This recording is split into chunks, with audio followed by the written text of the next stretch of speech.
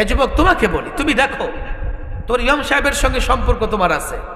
এই মাদ্রাসার ছাত্ররা চীন জাপান থেকে আসে নাই, তোমার ভাই, তোমার ভাতিজা, তোমার এলাকার। এই মাদ্রাসাগুলো এগুলো কোনো দুর্গ নয়, এই মাদ্রাসাগুলো ওপেন। মাদ্রাসা মসজিদে তুমি যাও, মাদ্রাসার ঘরে তুমি যাও, মাদ্রাসার ছাত্রদেরকে তুমি দেখো। বাংলাদেশের প্রত্যেকটা মাদ্রাসা এলাকার লোকদের অনুদানে চলে। এগুলো জঙ্গলে কিংবা সমুদ্রের বুকে একা একা কোনো মাদ্রাসা চলে না। এই দেশের মানুষ প্রত্যেকটা মাদ্রাসায় প্যাট্রোনাইজ করে, সহযোগিতা করে, ছাত্রদের সঙ্গে মহাব্বত রাখে, মাদ্রাসা মসজিদে গিয়ে নামাজ পড়ে।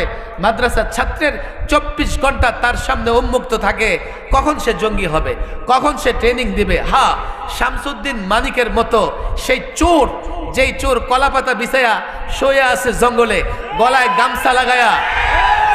গামছা লাগায়া যাকে সীমান্ত এলাকা থেকে ধরে নিয়ে আনা হয়েছে, এই চোর, এই বেঈমান, এই নাস্তিকদের গোষ্ঠী টেলিভিশনে টকশোতে আলেম ওলামা, মাদ্রাসার ছাত্র, দাড়িওয়ালা টুপিওয়ালাদের বিরুদ্ধে বিশুদ্গার করেছে।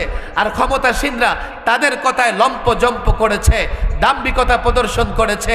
জাতির সামনে আগেও বলেছি, পরিষ্কার বলেছি, হ্যাঁ, আমি দিন প্রতিষ্ঠার কথা বলি, আমি কোরআন প্রতিষ্ঠার কথা বলি, আমি ইসলামের জন্যে, দেশ রক্ষার জন্যে জেহাদের কথা বলি। আমি জঙ্গি নই, আমি সন্ত্রাসী নই, আমি এই পৃথিবীর সবচাইতে নিরীহ, সম্ভ্রান্ত, ভদ্র।